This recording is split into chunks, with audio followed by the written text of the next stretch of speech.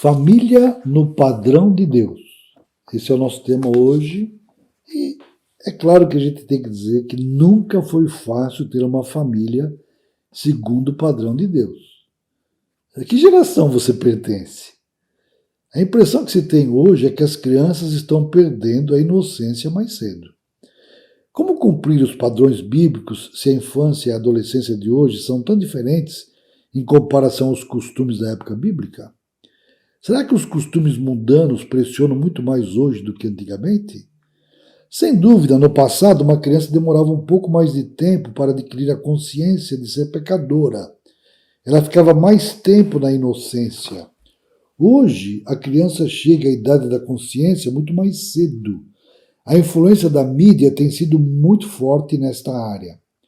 Há 30 anos, quando surgia a chamada geração Y, dizíamos: há uma geração antes da TV e uma geração depois da TV. Quem teve uma infância sem TV em casa é da geração antes da TV. Quem, desde que nasceu, já convive com a TV, muitas vezes até como sua babá eletrônica, é da geração depois da TV. Hoje estamos diante da geração Z e podemos afirmar há uma geração antes da mídia digital e uma geração depois da mídia digital. Agora, nunca foi fácil ter uma família segundo o padrão de Deus. Será que há alguém que gostaria de ter vivido em outra época para constituir a sua família? Será que houve algum período na história da humanidade que possa ser considerado mais fácil para educar os filhos? Eu penso que não. Teria sido fácil viver na época de Noé, quando a violência prevalecia? E na época de Ló, quando a imoralidade não conhecia limites? E viver na época do Império Babilônico, ou grego, ou romano, ou na Idade Média, ou no século XVIII, século XX? Quanta perversidade e imoralidade! Nunca foi e nunca será fácil constituir uma família segundo o padrão de Deus. As pressões sempre foram e serão muito fortes, mas que bênção poder dizer isso, né? Maior é aquele que está em vós do que aquele que está no mundo. 1 João 4, versículo 4. E seja qual for a época, é preciso lembrar que a família é uma instituição divina e o Senhor quer e vai preservá-la. Ora, o dever dos pais para com seus filhos. Na palavra de Deus há um ensino muito evidente sobre o dever dos pais em relação aos filhos. Você já reparou no pensamento do Senhor ao anunciar a Abraão a destruição de Sodoma e Gomorra? Ele disse: ocultarei a Abraão o que estou para fazer, visto que Abraão certamente virá a ser uma grande e poderosa nação, e nele serão benditas todas as nações da terra, porque eu o escolhi para que ordene a seus filhos e a sua casa depois dele, a fim de que guardem o caminho do Senhor, pratiquem a justiça e o juízo. Gênesis 18, versos 17 e 19. Antes do povo de Israel entrar na terra prometida, recebeu também uma solene instrução sobre o dever de amar ao Senhor de todo o coração, de ter a palavra do Senhor guardada no coração e de inculcar esta palavra em seus filhos, assentado em casa, andando pelo caminho, na hora de deitar, na hora de levantar. Você pode conferir esse texto em Deuteronômio, capítulo 6, dos versos 1 a 6. Estas instruções foram dadas na forma de mandamento. Não eram opcionais. Tu as inculcarás, é a ordem. No Novo Testamento fica clara esta responsabilidade.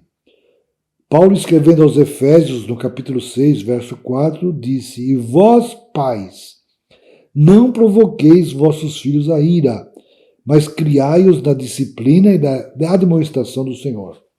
Uma boa análise deste versículo demonstra que a palavra pais, aqui a palavra pateres no original grego, refere-se apenas aos homens pais, e não inclui as mulheres. Isso não quer dizer que as mães podem ficar omissas, mas a principal responsabilidade de ensino está nas mãos dos pais. que infelizmente não cumprem adequadamente o papel esperado. Acabamos de passar pelo Dia dos Pais, semana passada. E a ordem de Provérbios 22:6 é muito clara. Instrui o menino no caminho que deve andar, e quando envelhecer não se desviará dele. Como os pais podem cumprir com eficiência este mandamento?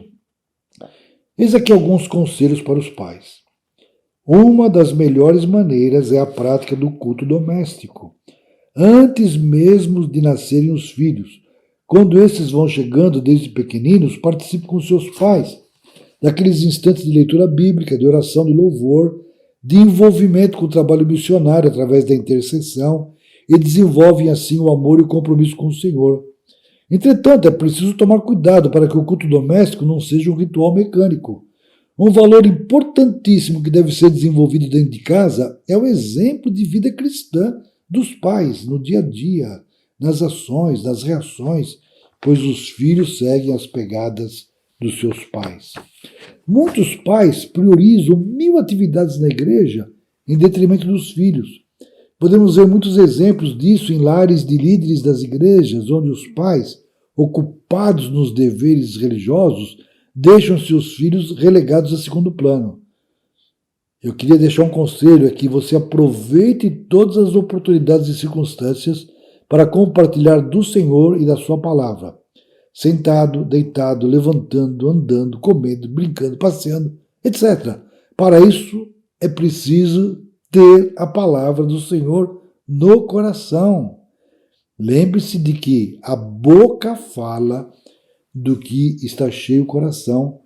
Lucas capítulo 6, versículo 45, a parte B. Outro ponto de fundamental importância é a presença e a participação de toda a família numa igreja onde as crianças são valorizadas e há investimento sério da liderança da mesma na educação bíblica das crianças. Alguns pais apenas apontam o caminho da igreja, infelizmente. Em algumas igrejas, lamentavelmente, as crianças são como um estorvo ou apenas isca para atrair os pais.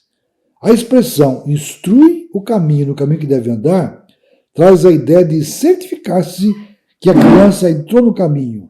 Como Jesus é o caminho, os pais deveriam não só apontar esse caminho, mas conduzir seus filhos à salvação e se certificarem que eles entraram de fato no caminho que é Cristo. Querido papai, querida mamãe, vocês já conduziram seu filho a Cristo? O privilégio de evangelizá-lo e de discipulá-lo é de vocês. Restaure no lar o culto doméstico. Deus os abençoe. Senhor, esta é a hora, as crianças alcancemos pra Jesus.